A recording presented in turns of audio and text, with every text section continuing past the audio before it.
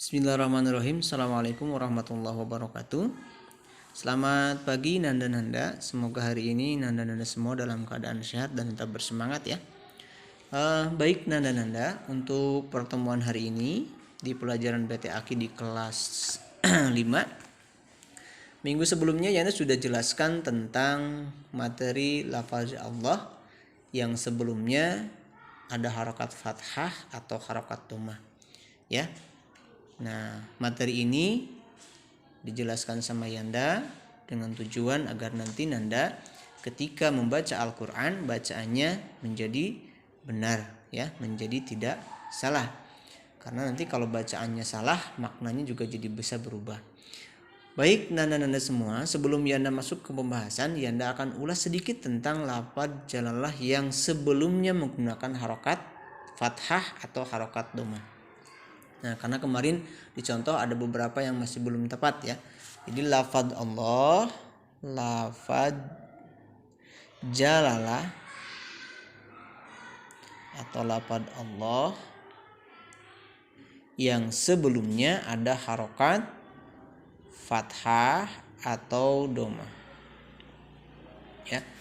Nah, jadi lafaz Allah yang sebelumnya harokat fathah atau dhammah maka harus dibaca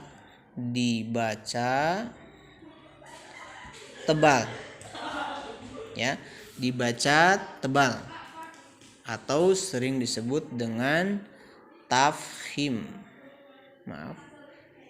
Tafkhim. Nah, nanti kalau ada lafaz Allah yang sebelumnya harokat fathah atau harokat dhammah maka cara bacanya harus dibaca tebal atau tafkhim. Ingat-ingat ya, kemarin contohnya sholatullah. Nah, kemarin yang ini contohnya sholatullah.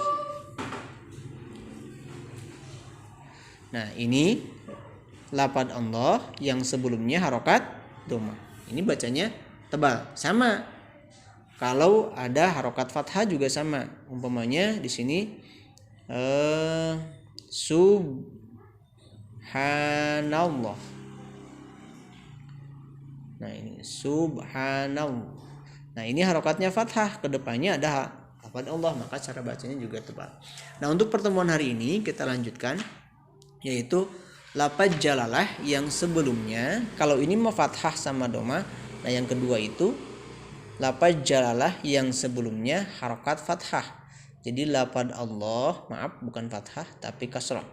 Lafaz Allah yang sebelumnya itu ada harokat kasrah ya, yang sebelumnya ada harokat kasrah, maka cara bacanya harus dibaca tipis.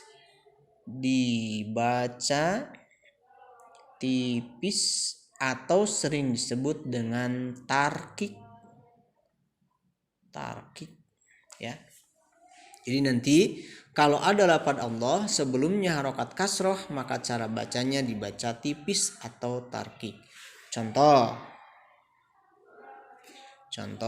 nih, yang sering kalian temukan itu di kata bismillah. Nah, ini harokatnya kasroh, kemudian menghadapi lafaz jalalah atau lafaz Allah, maka cara bacanya millah bukan millah. Ingat-ingat. Jadi kalau ada bacaan bismillah itu bismillah, itu berarti salah kalimatnya ya. Harusnya bismillahi ya, bismillah. Atau contoh lain, umpamanya kata indillah.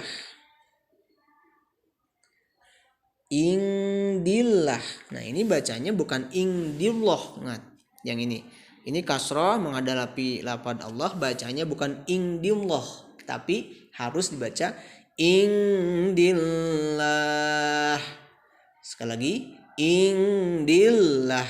Ingat-ingat, bukan dibaca tebal tapi harus dibaca tipis. Itu hukum bacaan lafaz Allah atau hukum bacaan lafaz jalalah yang sebelumnya berharokat kasrah.